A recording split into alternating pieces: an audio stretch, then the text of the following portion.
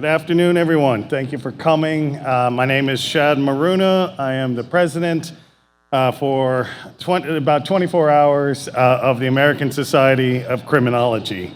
It is my distinct honor to host this final presidential plenary of the week with my program chairs. We've done this now 3 times, Jamie Fader and Jill McCorkle, who you're going to get to hear from today. I think now at this point, by Friday, I can say they have put on a tremendous conference here for you and did very much deserve that round of applause, so thank you. Jill and Jamie and I sat down to imagine what we wanted to do with this chance, this opportunity here in Philadelphia, and we decided we wanted the conference to be about looking backward and forward. We wanted to reckon with our past in U.S. criminology, but also American criminal justice. And we also wanted to try to imagine a different future and the role that criminology could play in that. As you can imagine, there were a lot of topics we bounced around as things that we could have talked about. We only have 3 of these presidential plenaries. So our first plenary, we decided to devote to the work of W.E.B. Du Bois, who had such an impact with his research here in Philadelphia and elsewhere, of course. For the second panel on Thursday, we decided to focus on the topic of mass incarceration, which was celebrating is the wrong word, a grim anniversary of 50 years of mass incarceration in the United States. And then for this third and final panel, we also wanted to look at another uniquely American situation. Like mass incarceration, police violence in America is completely unique among the Western democracies. I live in the United Kingdom, as many of you know. In 2021, we had 2 fatal police shootings in a country of 68 million. In Germany, a country of 85 million, in the same year, they had 1 person shot and killed by a police officer. These were big deals, as you can imagine, front page news in both countries.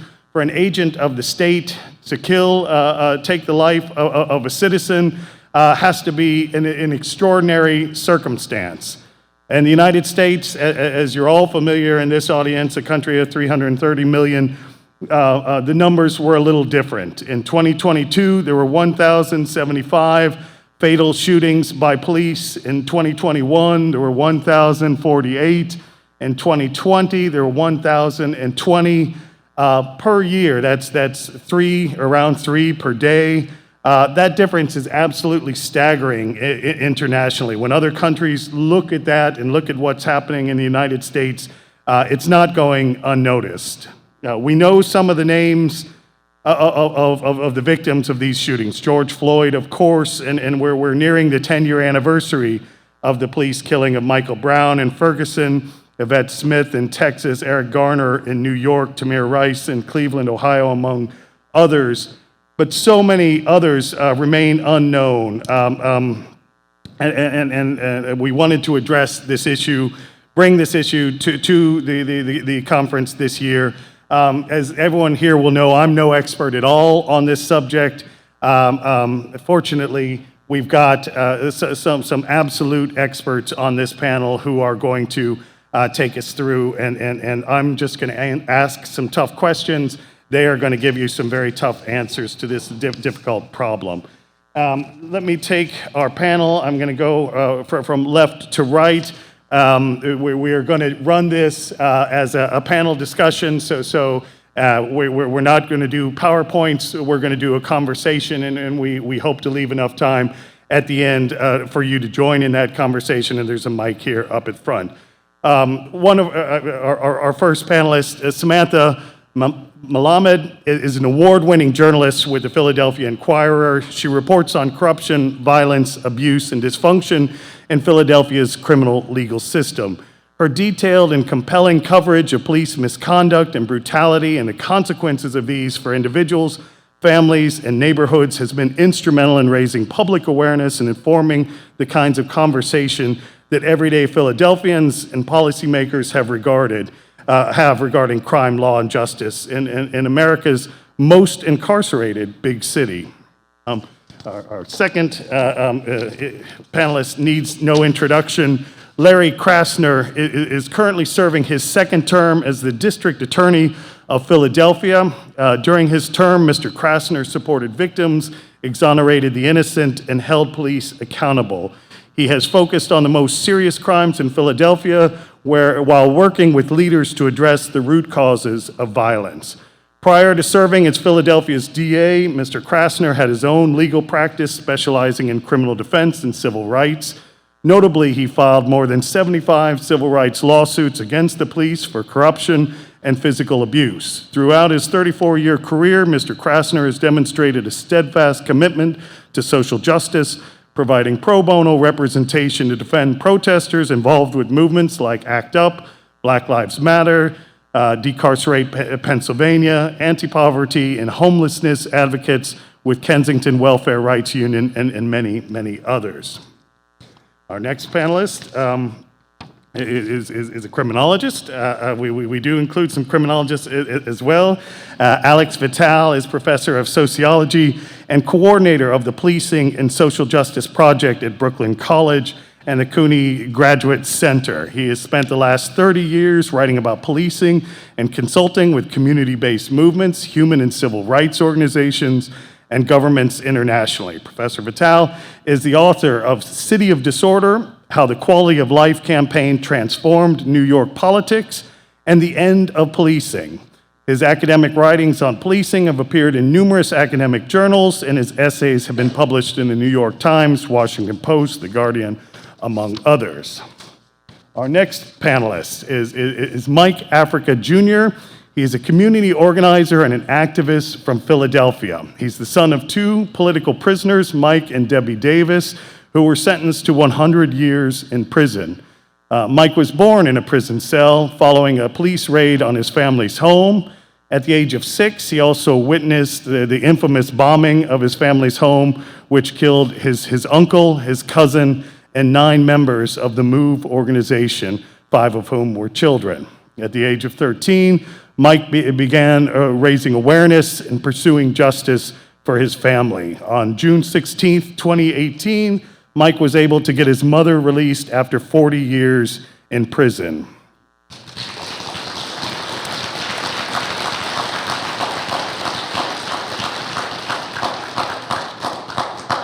But wait, there's more. 4 months later, in 2018, Mike also, his tireless advocacy and commitment to pursuing justice led to the release of his father as well.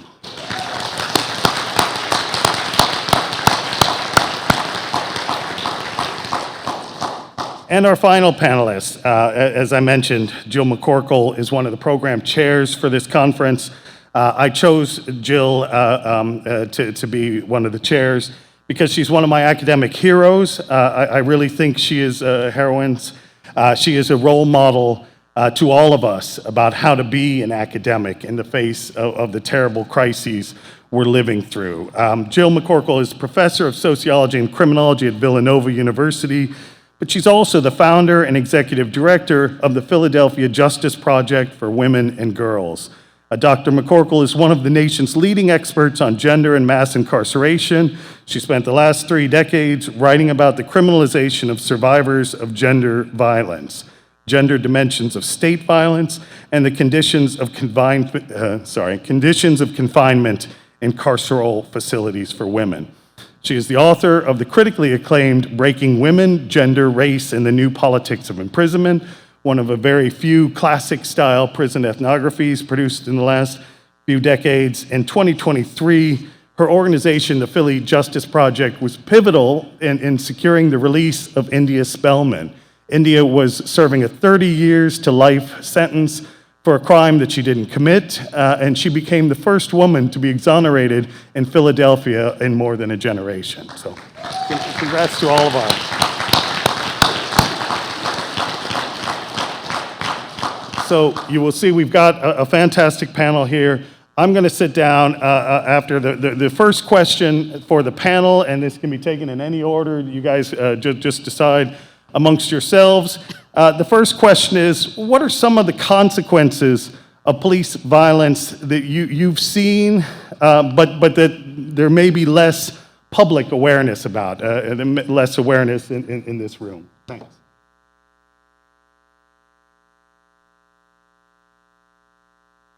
Who would like to start?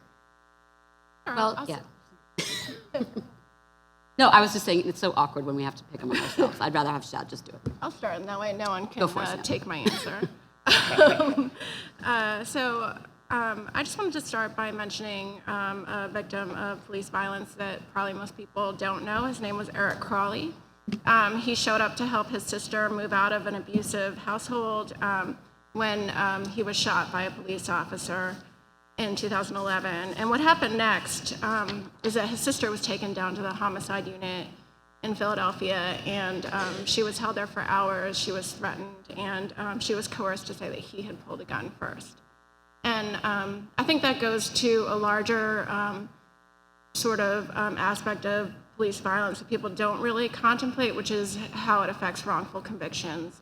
Here in Philadelphia, we've seen dozens of exonerations in recent years, and a lot of those are related to police coercion, including violent coercion of suspects, of witnesses, even victims, or like secondary victims of these incidents.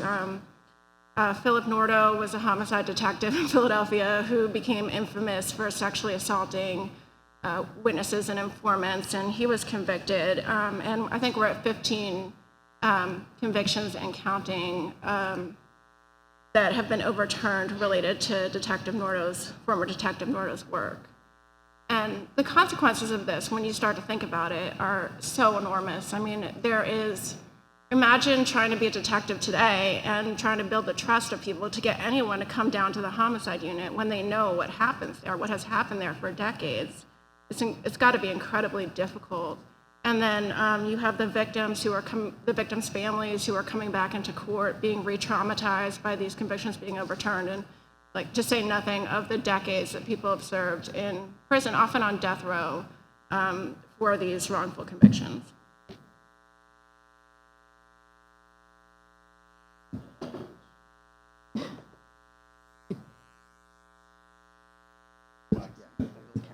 Capture it. All right. I think for me, the residual effects of police violence has a long and far-reaching reaction. You ever ask people, or you ever say to people, hey, I heard so-and-so got arrested, and the first question is, what did he do? Many people get arrested and didn't do anything. And John Africa used to say, people don't have to be criminals to be arrested, they just need to be available. And so when you think about the stigmas that come with a person that's ever been arrested or in prison or murdered, the news media, the bad news media, there's some good ones, play a real part in creating this narrative that supports protecting the police, whether the police are racist or not, whether the police are murderers or not. And so this residual effect of disinformation that the community receives is long, and it's deep. And even people that have been victimized themselves become victims of that lack of proper information. People that have been victimized themselves will say things like, what did he do? I remember my Uncle Chuck telling me a story. He said, Mike, we go through so much. He said, as much as black people have been discriminated against and targeted by injustice, he said, I was in the shower the other day, and a guy came up to me and said, hey, move. I heard that move people don't take a bath. Is that true? I hear that y'all don't wash up. Is that true? He said, I'm standing in the shower next to the guy. And this is what he asked me. He said, I looked at my brother next to me and I said, you see what we had to deal with? So the long-reaching, far-reaching ramifications of this it kind of cascades beyond generations even. So I think that's what came to my mind when I heard that question.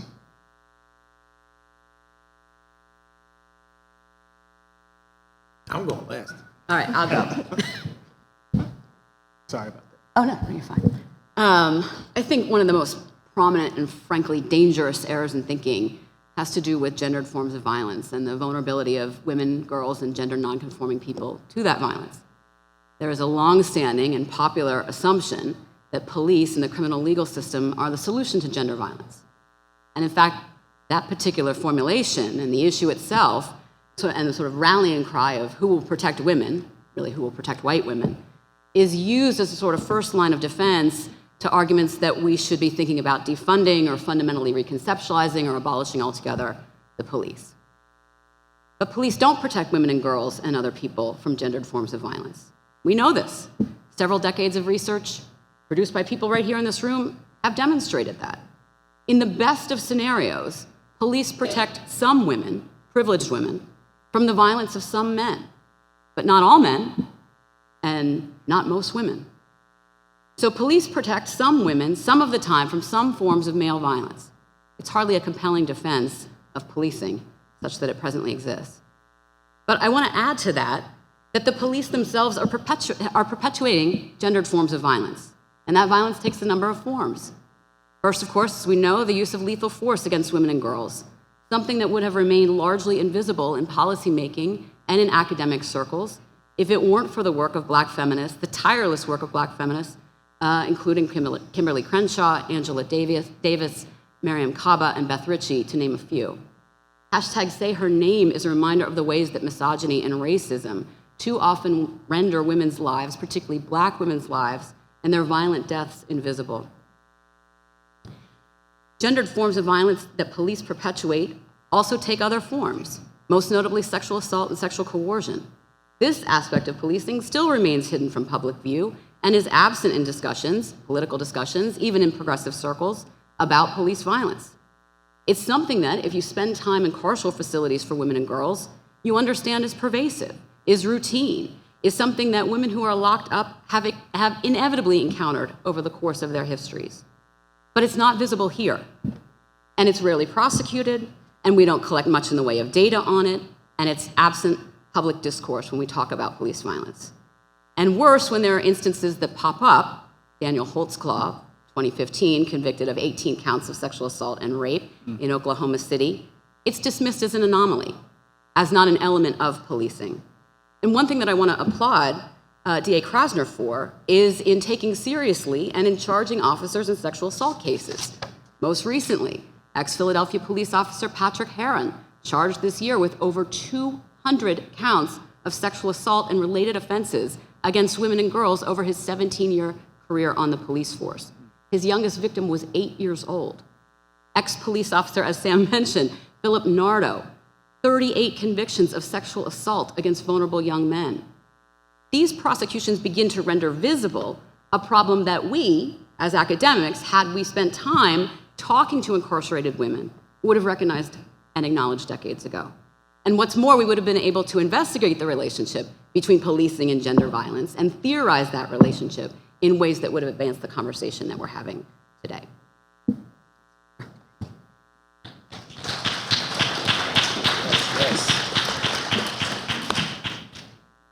In the last several years, hundreds of thousands of Americans have died from drug overdoses. This is an act of police violence. The war on drugs, the attempt to use policing to manage the drug problems of the United States, is an act of police violence. It has been an utter and complete failure by any possible measure that we could imagine. No lives have been saved. No one has been prevented from getting drugs. We have put literally millions of human beings into cages on the premise that this will improve our health and safety. But in fact, what it has done, it has made the use of drugs dramatically more dangerous and more deadly directly affecting the lives of families throughout our society. And yet we continue to invest hundreds of millions of dollars in the pursuit of using police to stamp out drugs. As criminologists, we know the iron law of prohibition that says when we make something illegal, it becomes more concentrated and more dangerous, and that is why we have fentanyl throughout the drug supply. If we took the problem of drugs away from police, we would save massive numbers of lives, whether through harm reduction initiatives, the creation of a safe supply of drugs for people, safer injection facilities, etc. As long as we leave police in charge of the management of our drug problems, we are dooming hundreds of thousands of more to totally needless and unjust deaths. Thank you.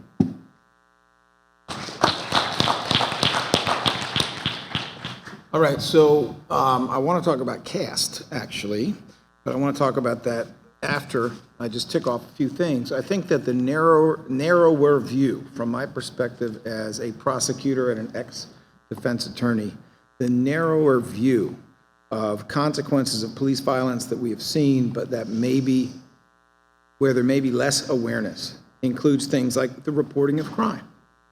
There are people who, if they consider engagement with law enforcement to be dangerous, won't do it. Doesn't have to be conscious, but it's there, and they won't. The same is true of witnesses.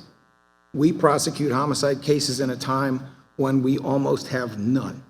And when detectives go to get them, they will have door after door say, don't know nothing, didn't see nothing, I don't know whose ring camera that was. That's the reality. Part of the reason I keep screaming about forensics, we don't really have witnesses because there is so little trust for what will happen. I once had a, I would say, very up-and-coming and ambitious young African-American man who was actually working in Harrisburg, the state capital, and working for an elected official. I began speaking to him, and he said, listen, I want you to know if somebody got shot next to me, I'm not talking to the police. And I said, why? And he said, because it happened. When I was younger, someone got shot standing next to me, and I went in and I went to answer their questions, and within 15 minutes, they were accusing me of being involved. I'm not going back. Well, police violence, the constant reminder that you can be shot in the back while you're running away unarmed, it decreases the trust, it decreases the willingness of people to get into a room, especially a confined area, especially on police terrain, and to do those sorts of things. Jury trust. This is a huge issue. It is a huge issue in a place like Philadelphia, where so many jurors really have the opportunity for a three-dimensional understanding of criminal justice. They got a police officer in the family, they have somebody doing hard time, they have a relative who may have been the victim of a terrible crime, including homicide. And I know this because as a defense attorney, I picked so many juries, including on really heavy homicide cases. This is the kind of place where people have this nuanced, this layered life experience.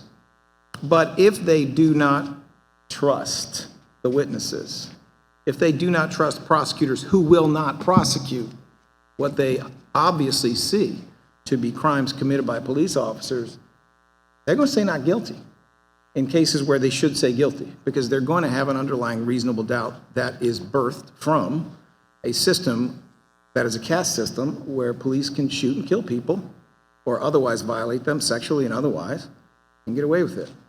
And then there's the issue of police staffing. Then there is the reality that a lot of young people do not wish to become police officers. And sometimes it's because too many illegal stop and frisks, and sometimes it is because they don't respect the profession. And they don't respect the profession because they watched 9 minutes of what happened to George Floyd. And even though the outcome there was a measure of justice, in that there was that incredibly rare conviction, in that you saw a shocking thing, a chief of police taking the stand on behalf of the prosecution to testify against one of his own supervised officers and say this was wrong. Even though the outcome there is a happier story in some ways, it is still an indelible 9+ minutes of seeing the reality of what can happen and seeing it with your own eyes. So in terms of wanting to be a law enforcement officer, so long as young people who might be interested in this work see that as the work, and they see how often it is not prosecuted, how often there is no consequence, there's no termination, anything of that sort, you're going to have problems. You're going to have problems at every level of law enforcement, not just with policing. You're also going to have problems with sheriffs. You're going to have problems with correctional officers who feel like they're all part of something that is not respectable and that is not decent in a way they may have felt differently 30 years ago, but that is how many of them feel now. But to me, the biggest issue is that when we step back from these sort of nitpicky individual points is about caste. I mean, there is no question that the criminal justice system is a vivid example of a caste system. It is not about even-handed justice. You are not seeing people who do some pretty terrible things to the United States, that commit horrific crimes, tax evaders, okay? And I'll tell you why I say they're horrific crimes. But you're not seeing tax evaders in suits being shot in the back when they run away from police with nothing in their hands. You are inevitably seeing people who are at the bottom rungs of this caste system, who are poor. They are usually black and brown. They are often young. Those are the people getting shot to death over and over and over. Those are the people who are being violated, including our Nordo case, a case we prosecuted. Homicide detective Nordo is doing 24 and a half to 49 years for the serial rape of informants. That's what he was doing. But let us understand that in 2005, the Philadelphia District Attorney's Office had all the information it needed to do something. They had a specific report with forensic support for it, and they ignored it. And that is how Detective Philip Nordo became a homicide detective and had much more leverage and much more of an ability to get what he wanted, which was, in fact, sexual crimes. It was crimes of power. What happened there is also a reflection of caste. You either have an even-handed justice system or you do not. So I said a moment ago, and then I'll quit, like tax evasion is kind of a big deal. How big a deal is it? Well, there's a lovely book that I read recently by Matthew Desmond, known as Poverty, Buy America, in which he points out that if you actually caught all the rich people stealing tax money, you would have enough money to lift every single American who is in poverty out of it. That's kind of bad. That's even worse than being 16 and stealing candy from a Wawa. That's kind of bad, right? Yet, what do we actually see? What we actually see in this system is that it was built in ways that are consistent with a caste, and police violence that goes unchecked, where there is no consequence, is a constant reminder, in the same way lynchings were, that caste system is real, that it exists, and that its boundaries will not be violated.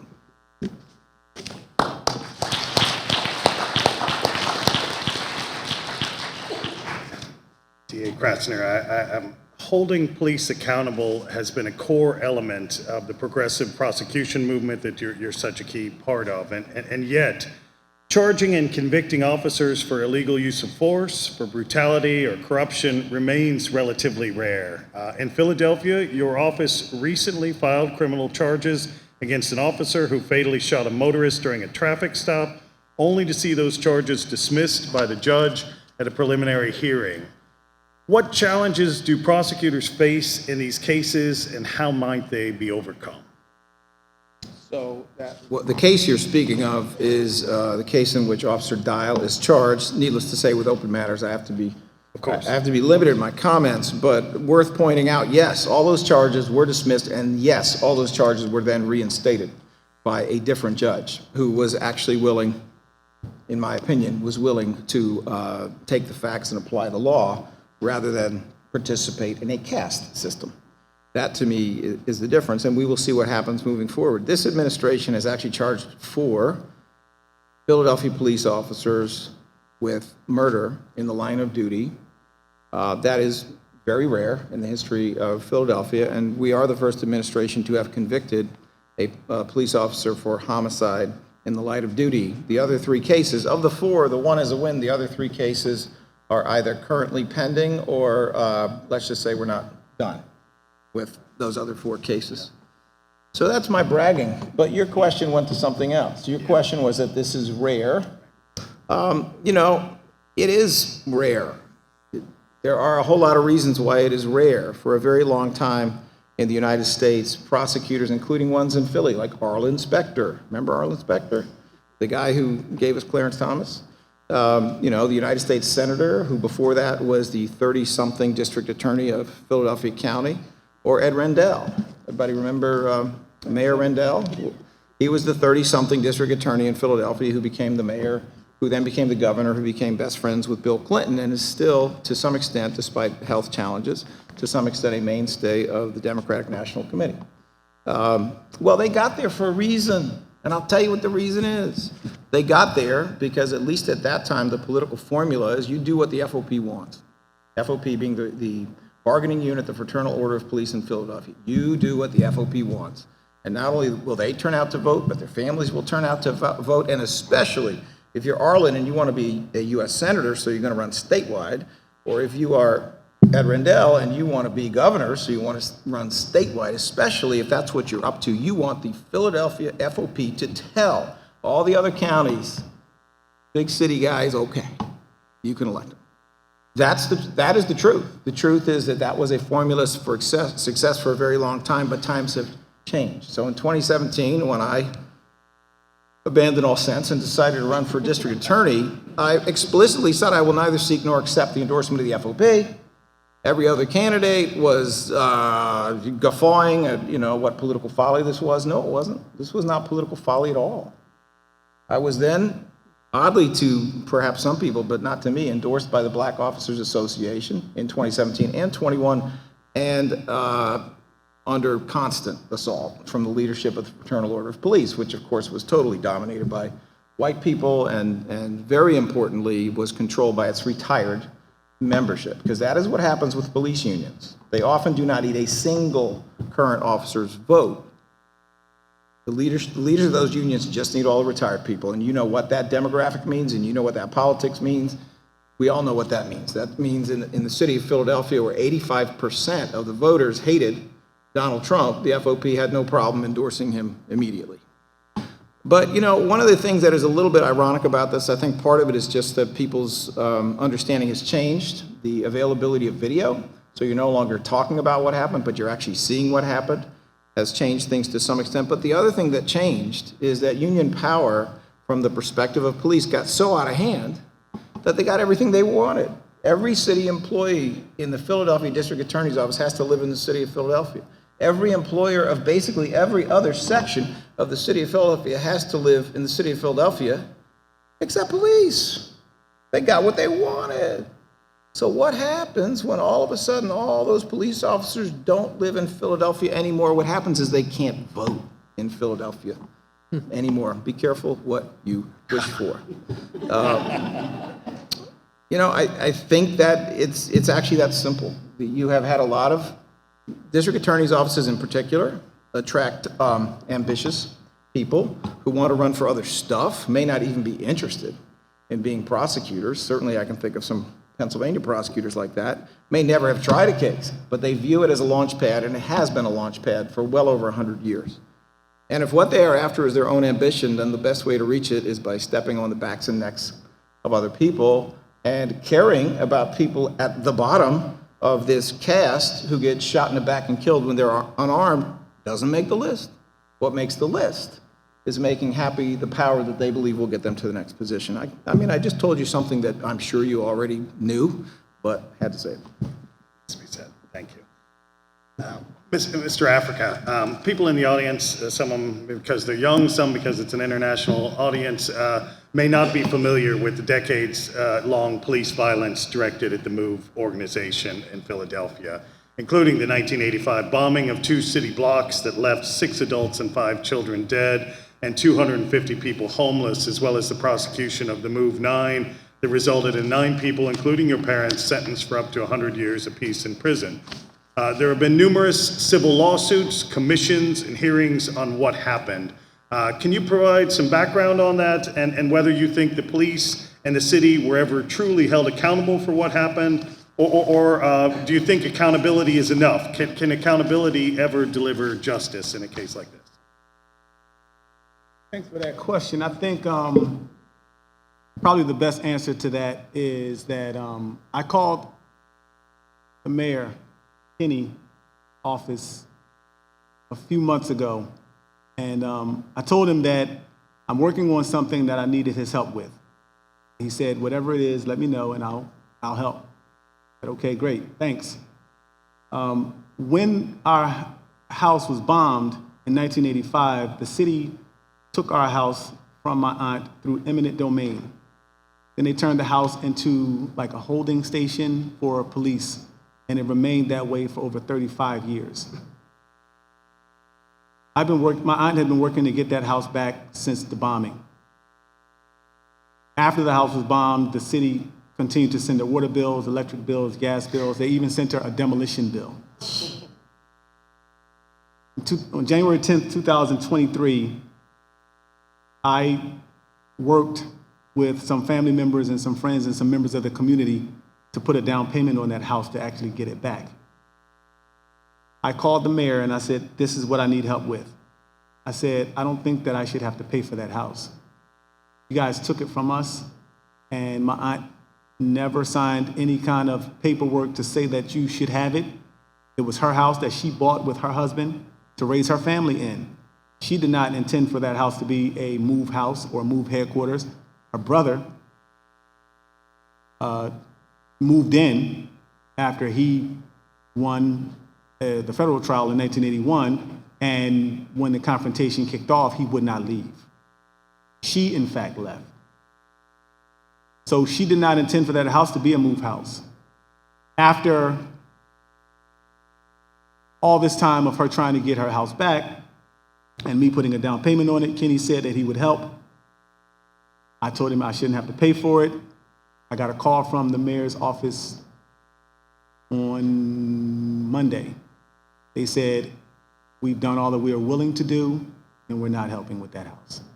They said we paid out $1 million to the families, or however much money it was, and we've paid all that we are obligated to pay. So we're not doing anything more. Now, the $1.5 million across 11 family members, however that went in 1986, is whatever that is. Just recently, within the 2021, I got a call on May 13th, the anniversary of the bombing, and it was from the mayor. He said, we have a problem. We made a mistake. I don't know if you guys remember Farley, you remember Farley, who was fired for actually holding and incinerating some of the remains from our family members that was bombed in 1985. We could not give them a final resting place because some of their remains were stolen, and the city of Philadelphia had a lot to do with that. In 2022, there was this investigation that the city said was an independent investigation. And throughout this investigation, we found out that not only were the people murdered, not only were my family members bombed and shot and burned to death, some of them were actually decapitated. Some of the Philadelphia Police Department members actually took a saw and cut the head off of our people.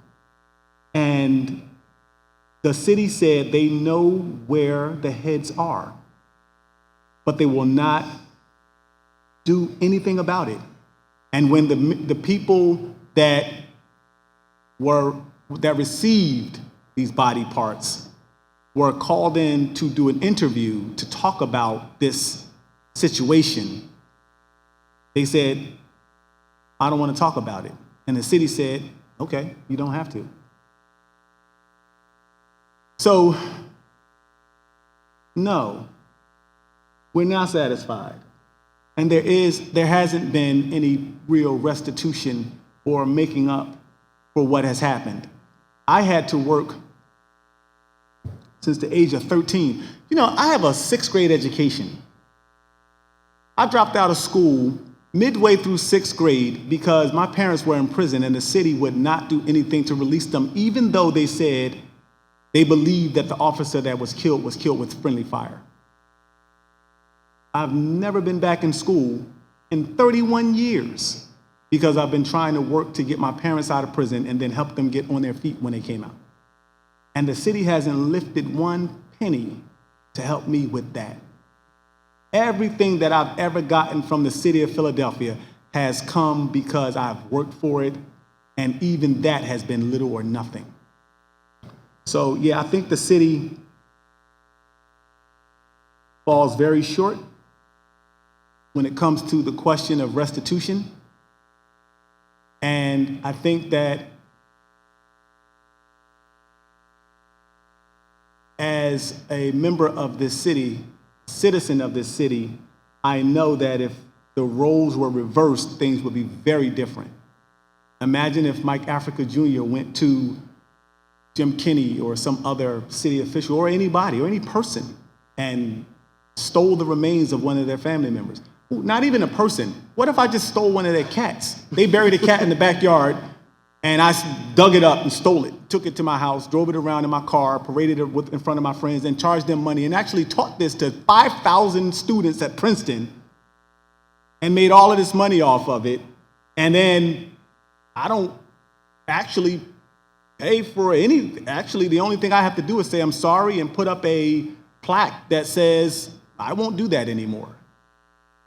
I think that if I flew over Wilson Good's house with a helicopter, dropped the bomb on it, and as his family tried to come out of it, I shot them.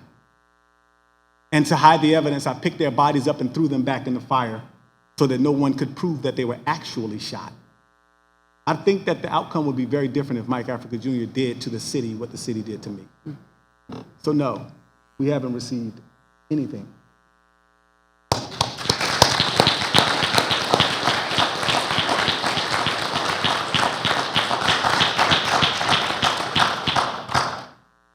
Ms. Malamed, your reporting of police brutality and corruption in Philadelphia has been instrumental in raising awareness about these cases in the city and has helped dozens of families get their stories heard. Do you think that media coverage of police violence has changed since the murders of George Floyd, Breonna Taylor?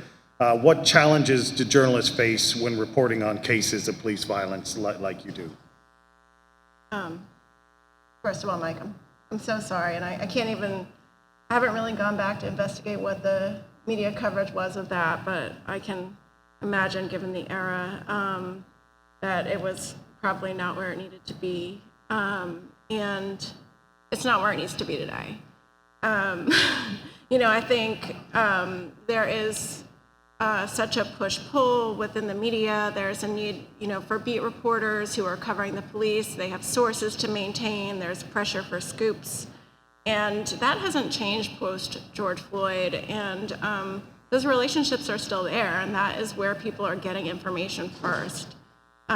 So there has been, of course, public pressure, and that I think is really important and needs to continue. I don't see it being where it was even in 2020. I see a lot of sort of like regressing to the mean. I feel like the diversity efforts in newsrooms that I see around hiring reporters of color isn't where it used to be just a couple of years ago. So I think people are pretty quickly forgetting. I think there's a need to sort of continue those conversations. I think what has changed things, as the DA mentioned, is video. We think about Eddie Irizarry, who was a person who was shot by police this year in his car, and the first narrative that came out was that he, I think, had pulled a knife, and as body camera came out, which is pretty recent in Philadelphia and maybe some other jurisdictions, and then the proliferation of Ring cameras started to come out, it became very clear that that was not the case, and that the officer had shot before he had even had time to react, and that there was nothing threatening that he had done. And last year, a 12-year-old boy named TJ Siderio was killed by police. Again, we knew right off the bat that he had shot at the police car. But what we found out later was that the story was much different, because he did shoot at the police car, but then they chased him down the street and they shot him to death in front of someone's house, which also had a security camera. And when I started looking into it, what I found out is that the police officers had a reputation as, quote, jump out boys, that they were known for being a plainclothes task force that would come out and surprise people. And this is something that is happening in cities all over the country. In Baltimore and other cities, there have been scandals around these task force squads who are plainclothes. And I went to the jail and I interviewed people that they had arrested, and they were telling me about why things had escalated, because they thought they were being carjacked. They thought that they were being mugged. And so, yeah, they did get into like violent altercations with police because they didn't know they were police. So, you know, those are narratives that take a lot of time to develop. That's not like the first narrative that comes out, and often that first narrative is the final narrative. So I do think that we're doing maybe a better job of following some of those leads and finding out a little bit more, but you know, there's still a lot of work to go. Thank you. Dr. McCorkle, Jill, your nonprofit organization, Philadelphia Justice Project for Women and Girls, advocates on behalf of incarcerated survivors of gender violence. In what ways have our conversations around police violence and accountability failed to engage considerations of gender? What does police accountability look like from a critical feminist vantage point? I'm going to take the opportunity of responding to this question to build on my last response. And I want to tell you the story of a woman who is headed to court on November the 30th. Her name is Cinnamon, and Philly Justice Project is working with her. Several years ago, Cinnamon, who has been the survivor of extensive violence perpetuated by her, he's now her ex-husband, and he's the father of her 2 children. As a result of that, and it's all been documented in various court hearings, so there's restraining orders, and there's custody sharing agreements, and the violence so bad, you know, when the parties are shifting who's got the kids, the agreement was that the exchange of children can only happen in one of 2 places, in the elementary school where the children go to, or in the police station. They can't even, the Cinnamon cannot communicate other than through a restricted email account as a result of the restraining order with the father of the children. It's all done primarily through intermediaries. And so one Friday, when it's her turn to have the kids for the weekend, and she hasn't had them all week, she goes to the school to pick them up, consistent with the custody agreement, but they're not there. And so she inquires of the school administration, where are my children? Oh, someone called in and said that they weren't coming in today because they weren't feeling well. She had not been notified of this, as the father is required to do. And so she does what is stipulated in these court agreements, which is to call the police to have them mediate what is now becoming, for her, a situation of escalating stress and concern. Because she is worried about the safety of her children. He has done physical harm to her son, and he's threatened to kill the son. So she calls the police, and she says, the kids aren't here. Please take that all down. Yeah, we'll go out and have a conversation with them. And hours tick by, and now we're into the early evening, and the police still haven't been, and she's called multiple times on the hour. They still haven't gone out to his house. She sends a flurry of emails. He responds very cryptically about their daughter, which now heightens her concern for the safety of the children. And so she calls the police again. You got to go out there right now. I'm terrified he's going to do something. Yeah, we got it. They don't go out. So what do you do as the mother of these children? One thing, she's going to go violate the restraining order and show up at the house. And she takes with her as witness her mother, who's 112 pounds and suffering from stage 4 cancer, and a cousin. She calls the police on the way because she knows what she's doing is going to get her in trouble. And so she's between this rock and the hard place and says, I'm going out there. Meet me out there. She gets there. They're not there. And so we have a standoff. And her abusive ex comes down with a gun. He's a registered, lawfully licensed owner. That hasn't been taken away from him as a result of these violent exchanges between the 2 of them. And so a physical scuffle happens involving her her mother, the ex, and the ex's girlfriend, which is witnessed by her 12-year-old son. A neighbor here, the only two people with physical injuries in that altercation are her mother and herself. A neighbor hears screaming and calls the police, and now they come. But the police who arrive don't know anything about what has previously been happening. And they charge one person, Cinnamon, with attempted strangulation, which is a relatively new crime in Pennsylvania. It's a crime that's designed ostensibly, I think we passed it in like 2017 or 2018, ostensibly to protect victims of domestic violence, most of whom are women, particularly victims who don't have like obvious physical injuries on them. It's hard to prosecute, but it is, if you look at the preliminary data on it, it is as gendered a crime as rape, which is to say that defendants in strangulation cases are overwhelmingly men. And then in a handful of cases where women have been prosecuted for strangulation, it's vis-a-vis a child, not an adult male. In the police report, the police are asking her ex, oh, was there ever a moment that you couldn't breathe? No. Do you think she tried to strangle you? No. That's still the prosecution. I want to, and she's convicted of it, by the way, and a woman with no criminal record in the summer of 2020, in the courtroom with a judge in a full gas mask, is sent 6 months to county, and the judge tells her he thinks it's good for her because she's been argumentative in court when she's trying to basically litigate her own defense. And I raise this as an example of the way that gender is absent these discussions of police violence, because in a society where the only sort of first responders to gender violence are the police, that police inaction in these instances becomes a form of violence. And then there's a kicker to it, because we criminalize the survival strategies that victims are using to respond to that violence.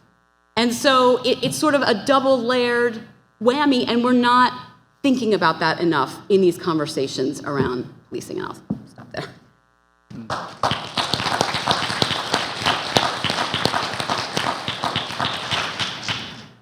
Still. Dr. Vitale, your book, The End of Policing, was originally published in 2017. Since the murder of George Floyd in 2020, it has been downloaded over 200,000 times. I think it got some help from Ted Cruz, if I remember that correctly. The book has served as a blueprint for conversations around defunding, defanging, or abolishing police. Given this, I wonder whether you think the issue of police accountability is beside the point. That is, in endeavoring to hold police accountable for criminal violence, are we failing to address broader issues of policing and harm? No, I'm a big believer in accountability. But accountability for what?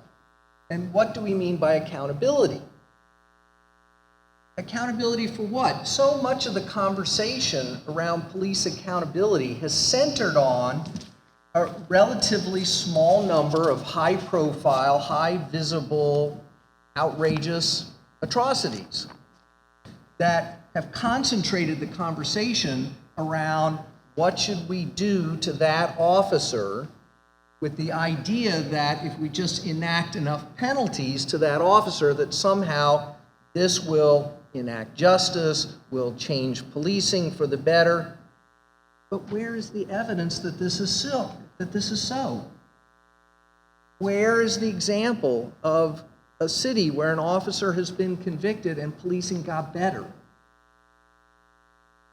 There is no such example. Let's look at the prosecution of Chauvin in Minneapolis, right? That was not about improving policing, that was about preserving policing. You know, most of the time what we see in these cases is the city, the police department does everything in its power to excuse the conduct of the officer, to testify on their behalf, to muddy the waters. But in that case, they understood that failure to get a conviction might lead to a fundamental challenge of the police department, its existence, its funding, everything. And so you see the training officer, the chief of police come out to testify against the officer because they understood that they had to sacrifice that officer to preserve the legitimacy of the institution, the well-being of the institution. And this is what we see. We see, well, that was a bad apple, we got rid of them, and now we can go back to waging our war on drugs and criminalizing kids in schools and all the rest of it. But what about the lawful but awful cases? The cases where, we have over 1,000 police killings a year, as you pointed out earlier, and the vast majority of these are adjudicated to be lawful. Does that mean they're just? Does that mean that they couldn't have been avoided? But our legal system is designed to defend that conduct. It's not an accident. It's not a misworking of the system in so many cases. Between 1.5% of all people killed by police in the United States are having a mental health crisis. And those deaths are the result of the mistake of sending police on these calls in the first place. Almost all of these killings are found to be legally appropriate because the officer felt threatened, which is the extent of the legal restriction. And that legal restriction is not an accident. When our elected officials, when the general public tells the police to wage a war on drugs and a war on crime and a war on terror and a war on gangs, they know that comes with violence and abuse. That is what they're paying for. And it is naive to think otherwise. And so they expect that to be a cost of doing business. But what about the millions of low-level arrests for drugs, for the criminalization of homelessness, the criminalization of kids in their schools? Totally lawful arrests, lawful use of force to put an 8-year-old in handcuffs. Where's the conversation about accountability for that? What about the tens of millions of traffic stops and stop and frisk stops that serve almost no conceivable valid public safety purpose? All the research shows that police traffic stops do nothing to improve traffic safety and are mostly a fishing expedition for drugs and occasionally weapons, which they almost never find. And there's no evidence that any of that makes us any safer. Where's the accountability for that?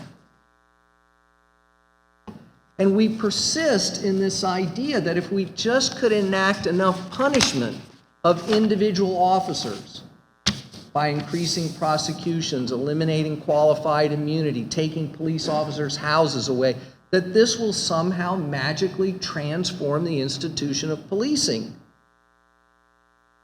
Where is the evidence that this is true? This is just not true. We have the policing that we want as a society. And until we change that, I'm extremely pessimistic about another civilian review commission, another high-profile prosecution making any measurable difference.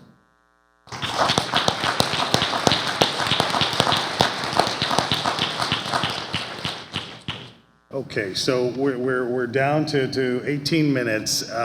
We've got, I've been a terrible chair, but who would interrupt any of these testimonies? I'm going to give, we're going to do the last round as a lightning round, so 36 seconds per answer. We wanted to get to this question of reckoning with our past, reimagining a future. So I'm going to start with the two criminologists, Alex and Jill. What has been historically the discipline's role here? Are there ways that you see the discipline as having historically contributed to the harms of policing that we've talked about, but it also, hopefully, so the last 6.5 seconds, what ways could and should criminology move forward in the future? Alex and Jill? So after Enron, after the 2008 financial crisis, there was a kind of moral reckoning within the business school community, because the people who wrecked the economy, stole the homes of millions of people, plunged entire states into blackouts, had gone to many of the most prestigious business schools in the country, some a short walk from here. And they had committed horrible harms against the American people. And they understood that they bared some responsibility for those harms. And I think criminology faces a similar moment of reckoning. Too much of our discipline has been captured by the institutions of the criminal legal system and has lost track of these fundamental questions around justice and safety.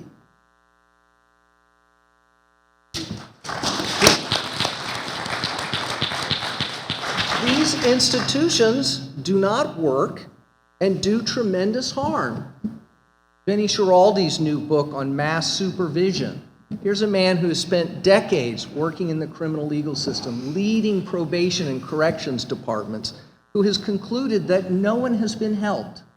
No public safety has been enhanced, and it's time to get rid of probation and parole and youth supervision.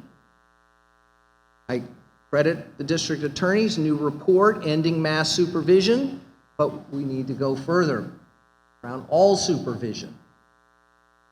Lee Goodmark's book, Imperfect Victims. She spent decades in the domestic violence field as a clinical law professor, trying to help women through the criminal legal system.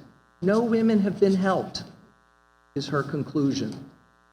We have to quit using the criminal legal system. We have to quit partnering with them. We have to quit researching them, except to expose the harms that they are conducting under the pretense that they're helping women and others subjected to intimate partner violence in ways that they just aren't. Now, we've been captured by these institutions because of the grants, the pipelines for our students. So the funders bear some responsibility, and I hope they're listening, but we have alternatives. We need a new deal for safety and justice that understands there are other pipelines for our students, other research agendas. We could be looking at the explosion of community-based strategies to produce real public safety. We could be looking at the career paths for young people who could become school counselors, restorative justice specialists, mental health outreach workers, and so many other professions that would provide real safety for our communities in ways that policing and corrections has failed to do. Thank you.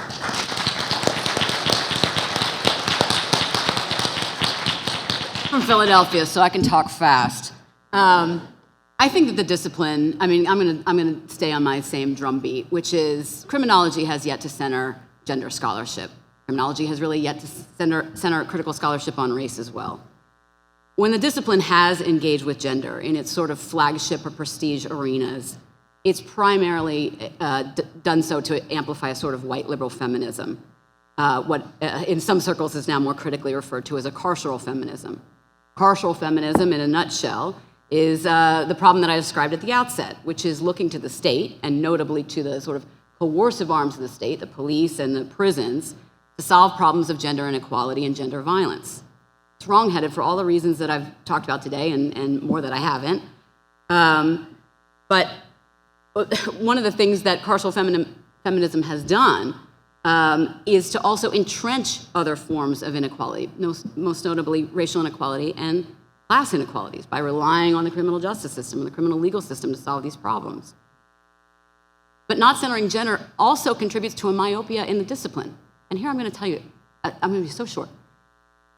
In the immediate aftermath of Dobbs, I'm having a conversation with other faculty members in other disciplines. Political scientists, this is like a joke. Political scientist, education scholar, and a criminologist. And we're all, I see myself actually as a sociologist.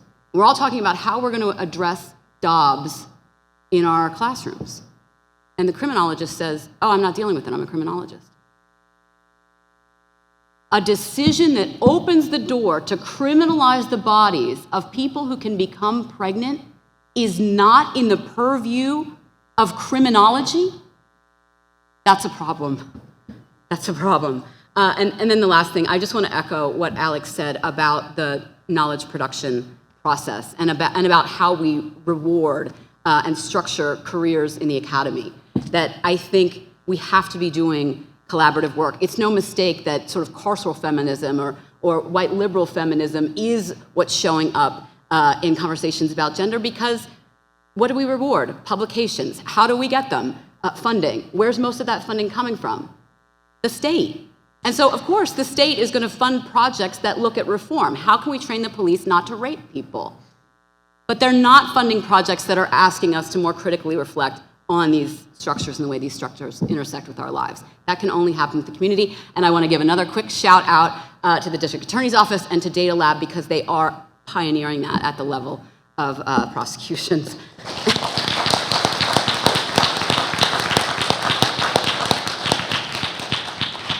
And now I'd like to give the rest of our panel a chance to also reimagine the future, reimagine a future for policing or safety and justice for Philadelphia or beyond. Let's start with you, Ms. Melmat. So I already spoke about how the media needs to do better, but I think one thing that could help cure the source bias, the policing source bias, is access to documents, access to data, and what we're seeing right now is a movement actually in the opposite direction. A few years ago, the police put all the complaints against police in Philadelphia online, great improvement, and then they de-identified them. So who knows which officers those complaints were against, and also who knows who the victims were. There's no way to contact them and find out more about what happened. I filed right-to-know requests, which is the open records law in Pennsylvania, around which police officers were fired, because we know many police officers are fired for domestic violence that results in criminal charges, things that never get reported in the media. And I was told, no, that is not public until those personnel matters are considered final, which is after they've gone through arbitration. And of course here, probably as in many other cities, police tend to get their jobs back through arbitration because they have very favorable contracts. So again, like these are incidents that are never seeing the light. Again, after George Floyd, we had a new police oversight commission. I've yet to see any data produced by them. We have body camera laws that have come into effect, but good luck getting any of that body camera footage. Internal affairs files, you used to be able to go down and look at them, and now I have never been able to obtain one. So I think that the push for transparency needs to come from the media, but it also needs to come from policymakers.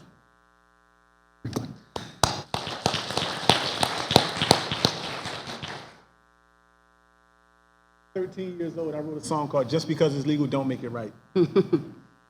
And I think it's true the other way around. Just because it's illegal don't make it wrong. You know, the laws are rules, and rules are made to be broken.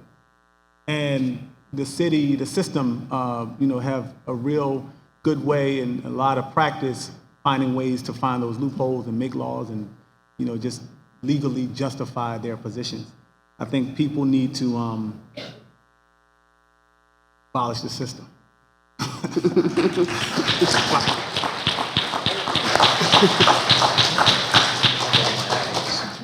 System that is built on fairness and equality and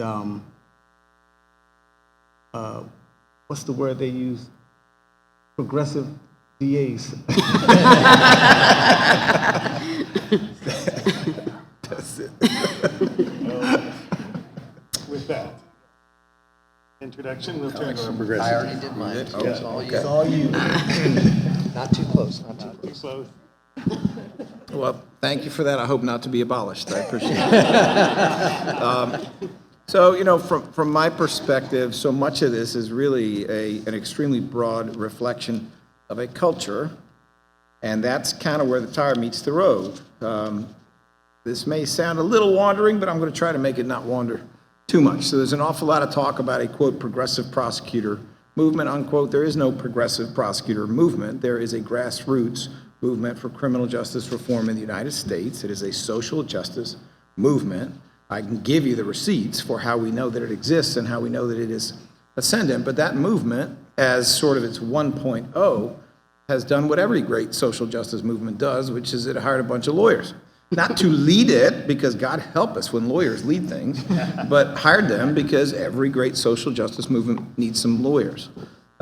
So why do I sound this way? There's so much pushback, so much of it in the media, not from Sam Malamed, who's a great journalist in Philadelphia, but there, and I mean that sincerely, but there is so much of this pushback that is going on. So the real issue to me is this, and I will give you the receipts, but the real issue to me is this.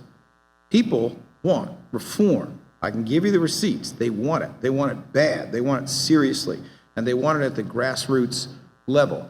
The problem that we have is with the institutions, which are accustomed to doing things in certain ways that are desperately unscientific and are, for the most part, going in completely the wrong direction in the United States and have been doing that for many decades.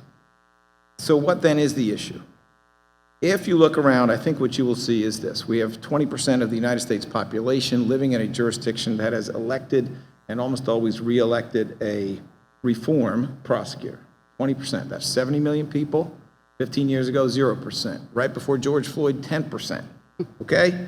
Democrats can't say that. Republicans can't say that. This is a highly ascendant movement. That's not necessarily the impression you would have gotten from mainstream media, including good mainstream media, which vigorously predicted Kim Foxx would not be reelected. She was reelected by 30 points and outspent 5-1. Vigorously predicted George Gascon wouldn't get there. Oh, yes, he did. Vigorously predicted that I was going to be beaten. It was a close race. I got 72% of the vote. So there's this big disconnect between what's the understanding of the institutions, including the Democratic Party, my party, which did not endorse me for the first time in 40 years. They didn't endorse an incumbent for a second term in Philadelphia. There's this big disconnect between what the insiders think and what the outsiders think. The outsiders think, hell yeah, this is exactly what we were hoping for. So the 1.0 of a grassroots criminal justice reform movement has been electing progressive prosecutors, maybe a progressive or a reform sheriff here and there. But what's the 2.0? And this is where the tire, I think, meets the road. The 2.0 is that people who have been emboldened enough to think that maybe it's worth voting because someone said something that affected their lives or they cared about, voted, and then they got what they wanted. And in many, many jurisdictions, for at least 20% of the US, probably 30% of all criminal cases, because these are big jurisdictions, they saw some traction. Their next move is the 2.0. That's the mayors who appoint the police commissioners, who do what the mayors tell them. That is the legislators who need to reform these arbitration laws that, frankly, let police unions, driven by their retired members, do whatever the hell they want. I mean, that's the reality, is that commissioners, and I've had several of them in my year, talking about how terrible it is to try to run an organization you can't run because the contracts are so absurd that they can't transfer people, they can't discipline people, they can't terminate people, they can't tell them to get out of their cars and get on the street and meet people and build trust and gather information, things of that sort. So I don't think that we should underestimate the extent to which what we are seeing here, and I believe it is the result of 50 years of crushing mass incarceration that is simply enraged and affected so many people, including many, many, many people who have nobody in the family in jail and may never, right? I think what we're actually seeing here is just the first of many steps in a probably 30-year-long social justice movement to reform criminal justice in many, many different ways, including things like prisons and jails. And I think as soon as they move on to 2.0, which is for this movement to realize it's had some success and now can have a whole lot more. Now, instead of messing around with the Philly DA's $50 million budget, they can mess around with the Philly PPD's $1 billion budget. And that's not atypical, right? They will see that, and I think we will actually get there, and I think we're going to get there in the next 30 years.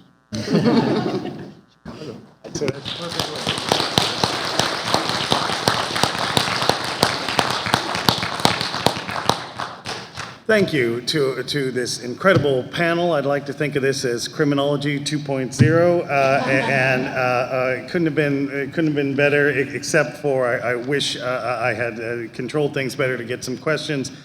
We do have a few moments extra added. I don't think we have time for questions, but I've given you extra time to converge upon this panel while you can, and before they get escorted out of here. Thank you all for coming, and thanks to our panel again.